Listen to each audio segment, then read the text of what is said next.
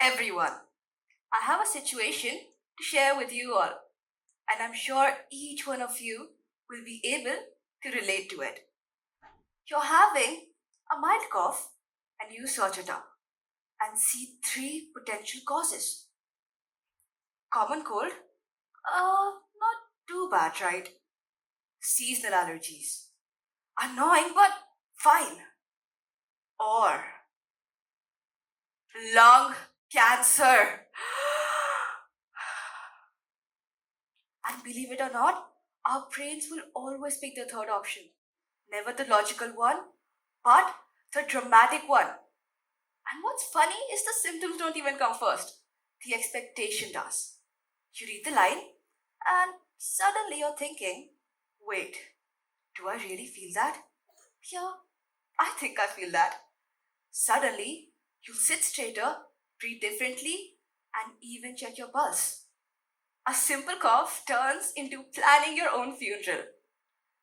Your body believes that something serious is happening and adds about four new symptoms, even though it was just a cough. Belief is a powerful force. Just as it can pull us down, it can also lift us up. Well, last year before my math exam, a feeling came over me. I had this surge of, I'm going to do well, and I walked in with it. And I did really well. So I'm standing there thinking, okay, but what even is happening? Wondering if I'd accidentally swapped bodies with a smart person. So I started digging. And what I found is that all these moments are the same thing, the placebo effect.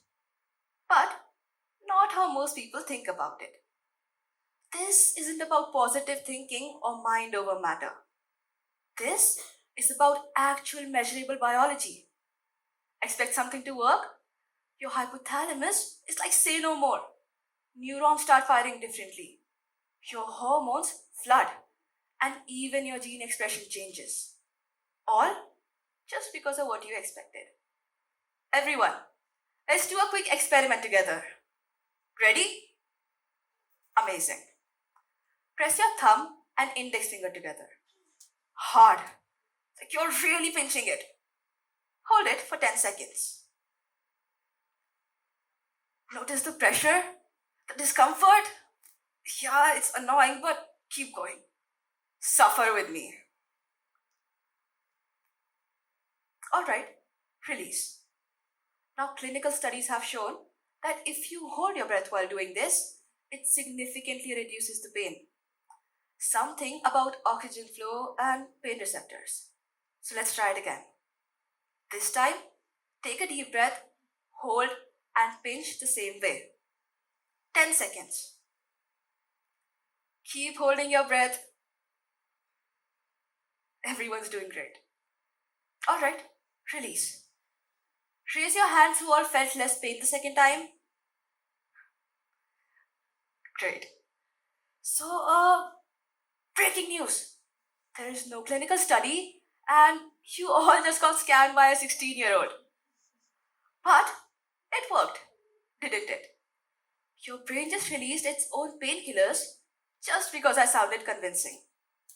In fact, a 2005 study by Zubieta and colleagues in the Journal of Neuroscience proved this.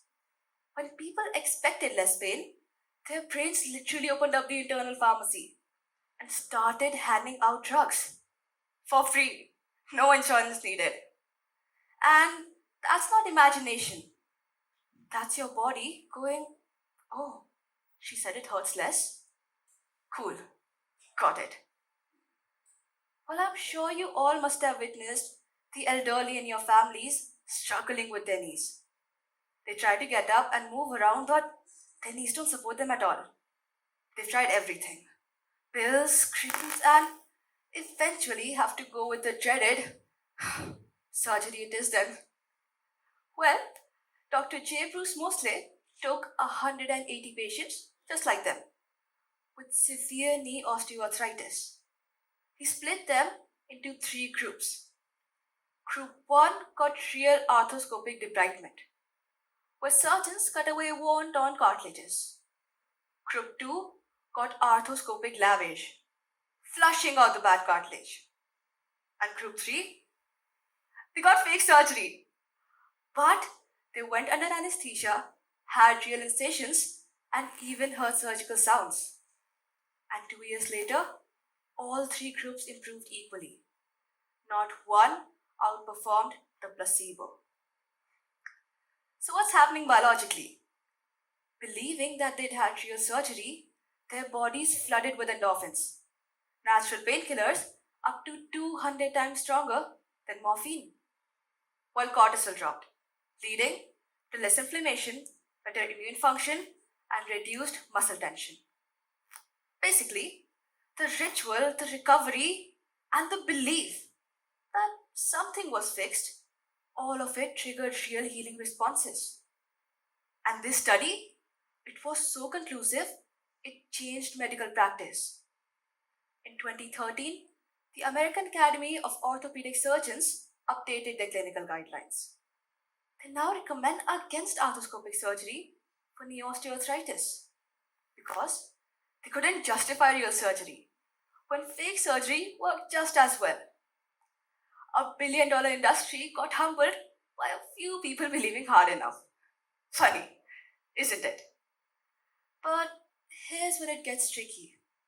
And this is something I learned the hard way. It only works when it's genuine. I've tried to force this feeling without trusting in it. Tried to manufacture that confidence artificially when I didn't really feel it. It doesn't work. Your amygdala, the fear center of the brain, can detect the difference between real belief and fake belief. Standing in front of the mirror like you are going to crush this, while my brain in the background is going, we both know you didn't prepare. It doesn't work. Your brain has this built in lie detector, and unfortunately, it works on you too. And then here's a flip side to this, the nocebo effect.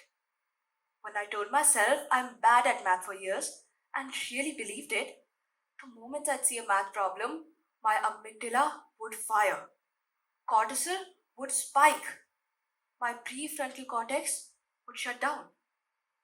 I wasn't bad at math because of some inherent ability, but because my own body was working against me, based on what I believed about myself. Dr. Alia Crum at Stanford showed this brilliantly in 2007. She took 84 hotel housekeepers who didn't think they exercised. She told half of them, your work counts as exercise. You're meeting clinical guidelines just by doing your job. And 4 weeks later, these women had lost weight. Blood pressure improved. Metabolism shifted. Body fat percentage decreased. They were still doing their usual cleaning, lifting, and constant movement. But they changed what their bodies thought they were doing. Measurable biological changes just from reframing their perception of the exact same activity. And that's it. One conversation and no gym membership required. So, this is what I keep coming back to. What beliefs am I holding? I'm not saying you can positive think your way out of real problems. Biology has real limits. But the stuff that we anticipate sneakily changes our bodily chemistry. When I take medicine now, I notice whether I expect it to work. Because that expectation determines if my brain releases supporting neurotransmitters.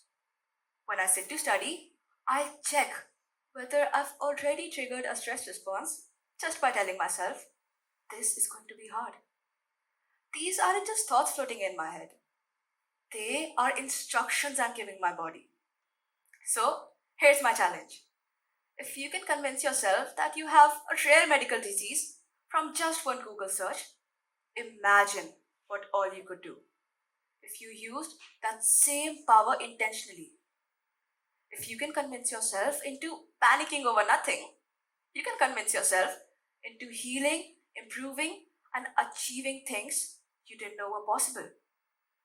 Your body is the most gullible thing you own. It believes whatever story you tell it with just enough conviction. So, what story are you gonna tell it? Go forth. Choose your delusions carefully. Make them useful. Because if fake surgeries can heal knees, if one conversation can shift metabolisms, if I can ace a math exam just by expecting to, then your body is basically sitting there telling you to give it better instructions.